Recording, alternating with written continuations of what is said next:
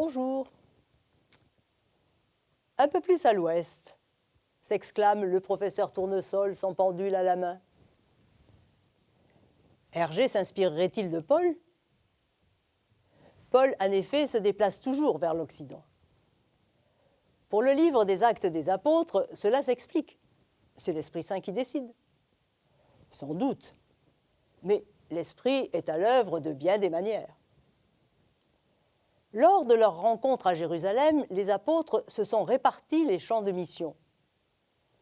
Conformément à l'appel reçu sur le chemin de Damas, Paul ira donc vers les nations, tandis que les autres iront, par préférence, là où les communautés juives sont plus nombreuses. Ainsi, Paul ne se tournera pas vers l'Orient et ses villes lointaines, Palmyre, Doura, Europos ou Ecbatane. Il ne descendra pas vers le sud à Alexandrie, où interviennent d'autres apôtres. Paul prend rapidement la direction de l'ouest, tout en se gardant d'entrer en Cappadoce, en Phrygie, en Bithynie, qui se trouve au nord de l'actuelle Turquie, qui sont les domaines de Pierre. Paul abandonne sa vision héritée du judaïsme et de son éducation grecque centrée sur les peuples au profit de la vision géographique du citoyen romain. Et c'est là qu'il est un génial stratège.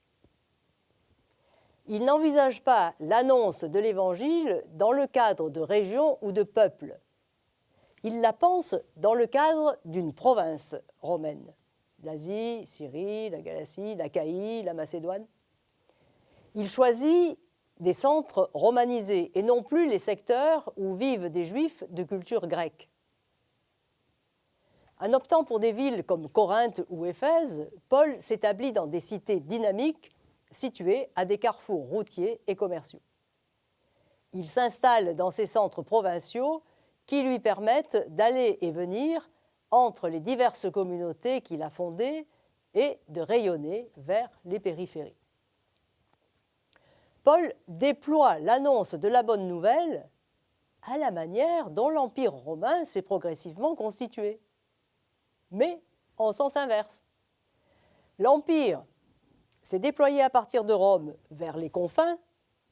Paul, lui, déploie ses voyages en cercle concentrique au départ de l'Orient, dans la perspective d'atteindre non seulement Rome, mais aussi l'Espagne, qui marque les bornes de l'Occident.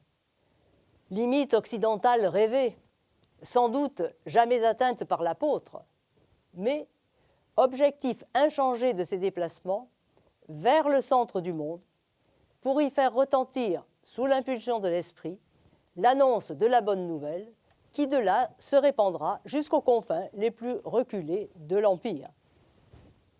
À bientôt!